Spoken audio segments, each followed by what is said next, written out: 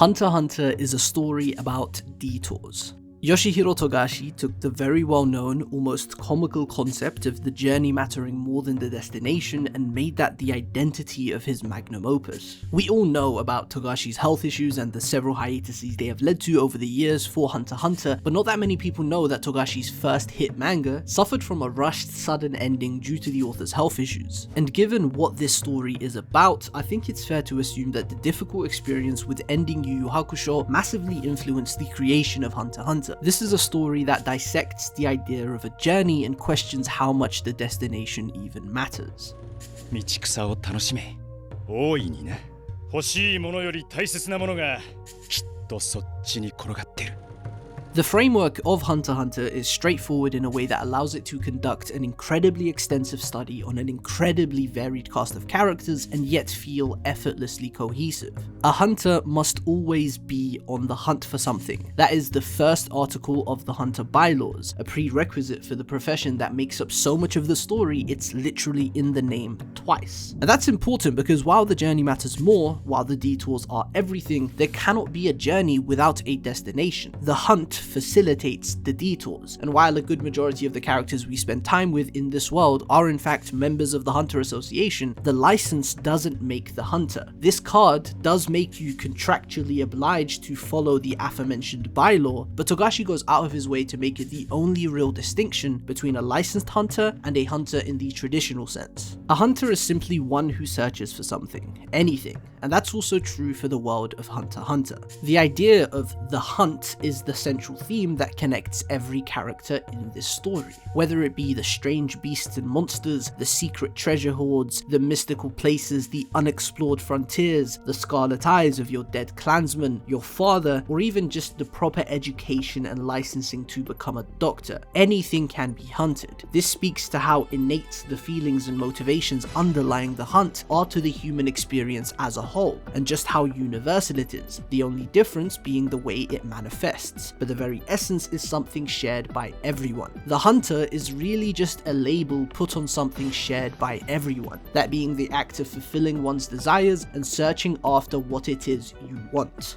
It is deliberately very loosely defined. Striving for anything is a hunt, and the story promotes the importance of every little thing you come across that's unrelated to your goal in pursuit of it. Simply put, the detours, and in even simpler terms, the journey matters more than the destination. Now, think about this in the context of a human life with the inevitable destination of death. Living in the moment without a care or worry for what the future holds, getting lost in the process of life itself, those would be the detours. Or what about in the context of a book with the inevitable destination of its final page, or a currently serializing manga which may never reach its conclusion, or even a ship carrying 200,000 passengers headed towards the place where dreams are made, a voyage of unparalleled proportions that promises to make history.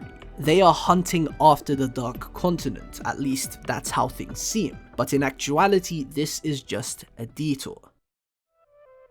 As most people are by now aware, the central premise of Hunter x Hunter has already, at least on the surface level, been accomplished by chapter 339 and the meeting between Gon and his father Jing. As per Togashi's own words, one could even consider this as a quasi-ending to the series altogether, and everything since then can be viewed as a bonus. This not only hones in on the detours aspect, but stretches it beyond the context detours usually exist in. A detour is a descriptive term that only works in relation to a fixed goal.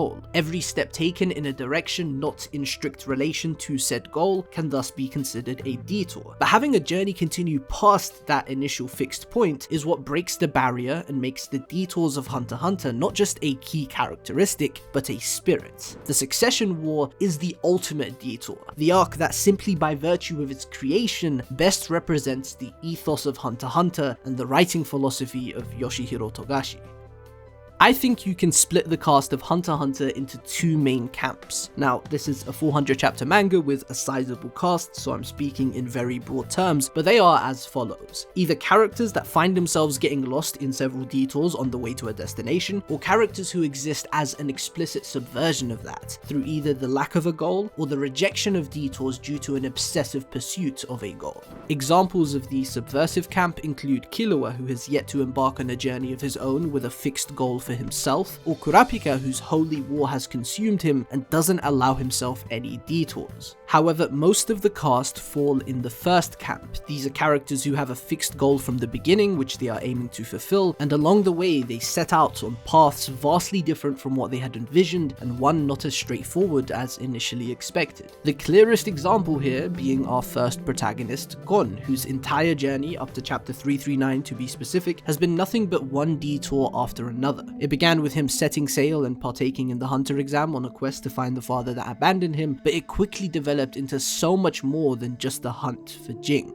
Gon's journey is one full of twists and turns that have very little and sometimes zero direct correlation to his goal of seeking his father. Right after quote-unquote finishing the hunter exam, Gon immediately finds himself in circumstances that make him stray away from a direct path to his father, a journey to Kukuru Mountain to rescue his newfound friend from the grasp of his abusive family of assassins. Afterwards, he and Killua head to the Heavens Arena to compete in a fighting tournament, but not before setting a date with Kurapika and Leorio to meet up again in York New City. In the Heavens Arena itself, they meet Wing, who in turn teaches them Nen and reveals that the hunter exam had been ongoing up until now, marking an early milestone that also showcases how detours can be beneficial. After the tournament and Gon's fight with Hisoka, they help Kurapika to deal with the Phantom Troop in York New, and then venture into a new world and partake in the video game Greed Island, designed by Jing, with hopes of finding clues for the hunt. Following Greed Island, we have a quite literal detour to Kite, despite Gon having believed he would be meeting up with his father. With Kite reintroduced, we begin the Chimera Ant arc, a massive section of Gon's story that has absolutely no correlation with his quest of finding Jing, the central premise of the series. Yet nobody would argue that the story of this arc is the most important story told in Hunter x Hunter thus far, especially for Gon. After forcefully growing up and depleting his life force, Gon is then in a miserable state and has to be saved by Killua's sister Aluka, which enables him to finally wrap up his journey and meet his father face to face, an interaction that had been worked up towards for 336 chapters, or rather 14 years in real life, and ironically, it is incredibly anticlimactic.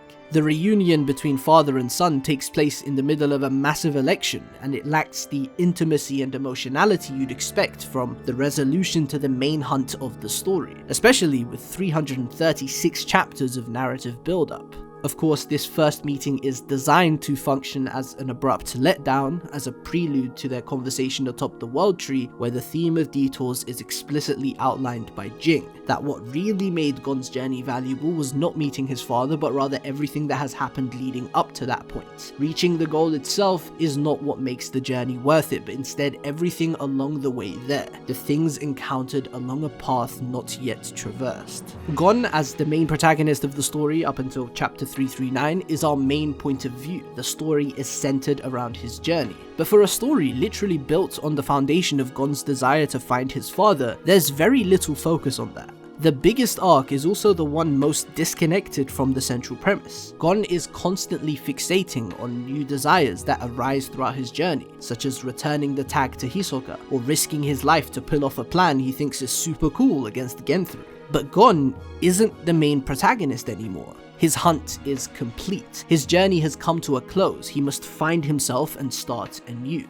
And so the focus has shifted. The central premise has been rewritten. Hunter x Hunter has re-begun, this time with Kurapika as our main window into this world. Seeing as all the preceding story arcs at least had the commonality of being seen as a detour in relation to the goal of finding Jing, the current events of the story lack all the characteristics that would even enable a detour to exist. Not only is the entire journey we're on so far full of questions and mysteries, the destination of the Black Whale is the Dark Continent, the pinnacle of wonder and mystique in the Hunter x Hunter universe. The lack of clarity in regards to the destination and the dangerous, unprecedented nature of the journey being currently undertaken gives the entire story since chapter 339 an air of uncharted territory.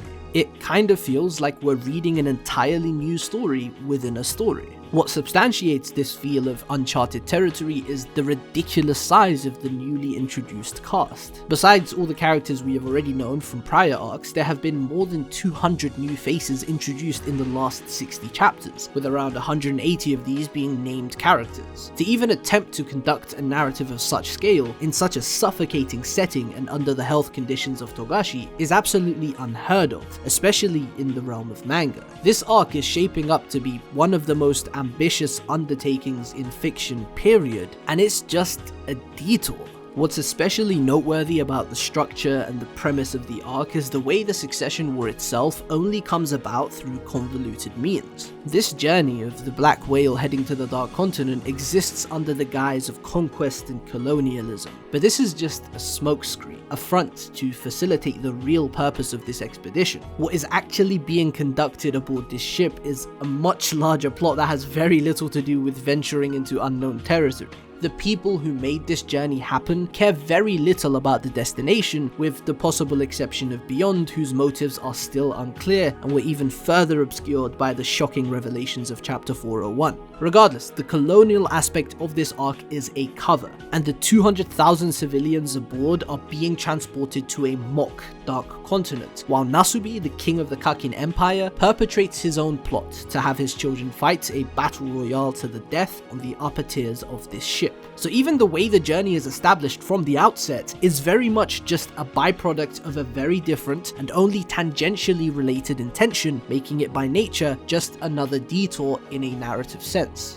Another way in which the detour spirit is present within the arc is through the different camps present on the Black Whale, as well as their incentives for being there in the first place. Considering just how fatalistically interlinked Kurapika and Chrollo are, the way in which they both ended up being parts of the same voyage is insanely convoluted and just speaks to Togashi's generally complex approach to setting up encounters. The Phantom Troop are on the ship for two reasons: stealing treasure as they usually do, and killing Hisoka to avenge Kotopi and Shaunark. On the flip side, we have Kurapika, who ends up as a bodyguard of the 14th Prince Wobel, with his incentive being that the 4th Prince Saraidnik is in possession of the remaining Kurta Eyes that Kurapika has been seeking before the story had even begun. And these two trajectories intersect on the Black Whale, with both parties still entirely oblivious of the other's presence on the ship. Hisoka exists as a wild card, as Kurapika is just as oblivious about his presence as he is about the troops. Then we have the Mafia in the picture, currently two families being on the hunt for Hisoka, and this whole subplot intersecting with the succession war happening simultaneously. With the context of the Phantom Troop's backstory, there's also the possibility of the Mafia, or even Saraidnik, at least indirectly, being involved in Sarasa's death. We see one of Saraidnik's men present in Meteor City for the disappearance of Sarasa. The way everybody aboard the ship has their own unique intentions, their own incentives for being a part of this journey, and how those all intersect and play off of one another is nothing short of remarkable. Just as the cast of Hunter x Hunter can be split into two main camps revolving around the theme of detours, the passengers of the Black Whale can be categorized between those who have boarded to reach the destination of the journey, that being the Dark Continent, and those who are not invested in reaching that destination so much as they have boarded for ulterior motives. Those who do care about the destination include the vast majority of the 200,000 civilians, beyond Netero with a huge asterisk after 401, the Zodiacs, and Jing, who also has a huge asterisk since we have no clue if he's even on or anywhere near the ship.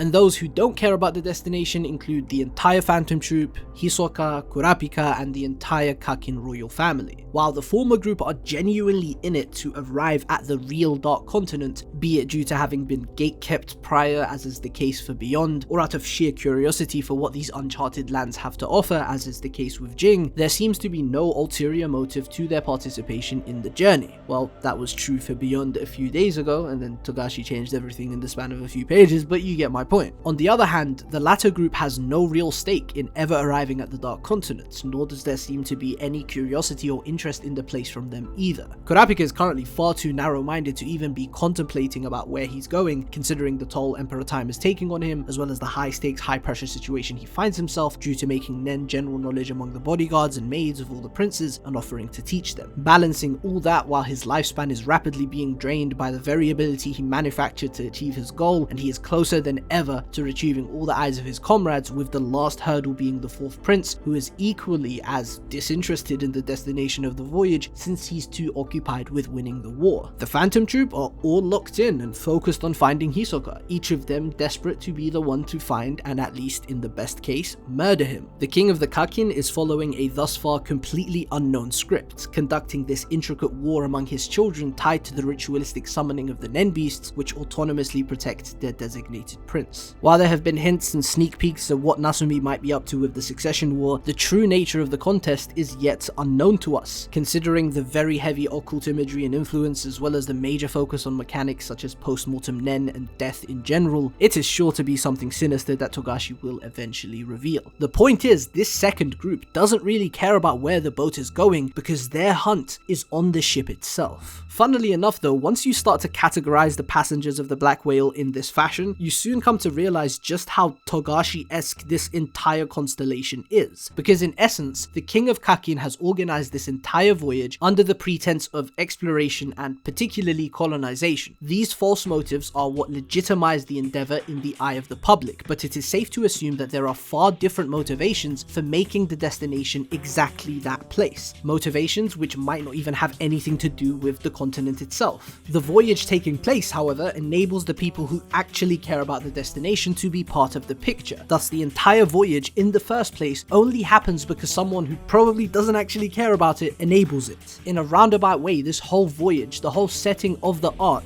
is just another detour. This intersection of paths, this interwoven web of interests and motives, ambitions and whims, is what makes the Succession War arc of Hunter x Hunter the ultimate embodiment of the detour theme thus far. It's hard to really understand just how massive and loaded this arc is until you attempt to break it down to its components and visualize how the interplay between them creates what might just be the most ambitious arc ever. Togashi has built an entire society on a ship, with all classes represented in a 5-tier system. You have the working class, the middle class, the military, and the royal elites. There's a supreme court, a political ward, a justice bureau, a medical ward, a jail. This is an intricately structured civilization on the open ocean. There's a war for royal succession taking place in the top tiers, and a war between the mafia taking place in the lower tiers. Will this ship ever reach its destination, or does the true value of this expedition reside in the journey itself? I cannot fucking wait to find out. Thank you for watching, and I hope you enjoyed.